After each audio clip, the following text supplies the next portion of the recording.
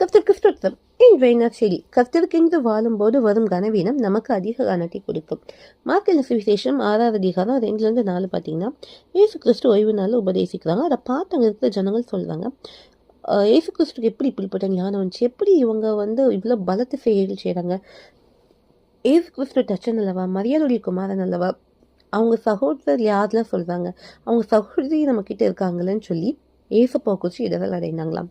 அப்போ ஏசு கிறிஸ்து அப்போ சொன்ன ஒரு வார்த்தை, தீர்க்கதரிசி ஒருவன் தன் ஊரிலும் தன் இனத்திலும் தன் வீட்டிலுமே அன்றி வேறெங்கும் கனவீனம் அடையான் என்றான் இருக்கு.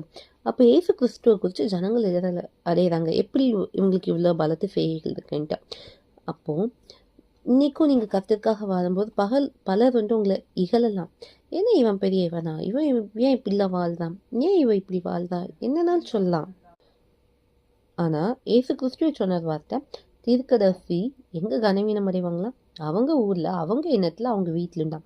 இன்றைக்கும் நீங்கள் கர்த்தருக்காக வாழும்போது மற்றவங்க உங்களை இகழலாம். ஆனால் கவலைப்படாதீங்க, இது உங்களுக்கு அதிக கன மகிமை கொண்டு வரும். நிச்சயமாக கர்த்தர் உங்களை கனப்படுத்துவார். ஏசு கிறிஸ்து தேவகுமாரன், அவரை இகழ்ந்தாங்க. இன்னைக்கு அவர்கள் பிள்ளைகளாக்கி நம்மளும் இகழலாம். நம்மளும் ஏசு கிறிஸ்து போல அமைதியாக இருக்கணுமே தவிர வருத்தப்பட வேண்டாம். கர்த்தர் உங்களை கனப்படுத்துவார். ஒருவன் என் கூலின் செய்வானால் பிதாவானவர் கனம் பண்ணுவார்க்கு.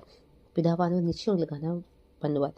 அதனால் நீங்கள் கர்த்தருக்காக வாழும்போது உங்களுக்கு வரும் கனவீனம் அது தேவனத்துலேருந்து உங்களுக்கு கனத்தை கொடுக்கும். கலங்காதீங்க, சந்தோஷமா இருங்க. இதுவே இந்த நற்செய்தி முடிந்தாகட்டும்.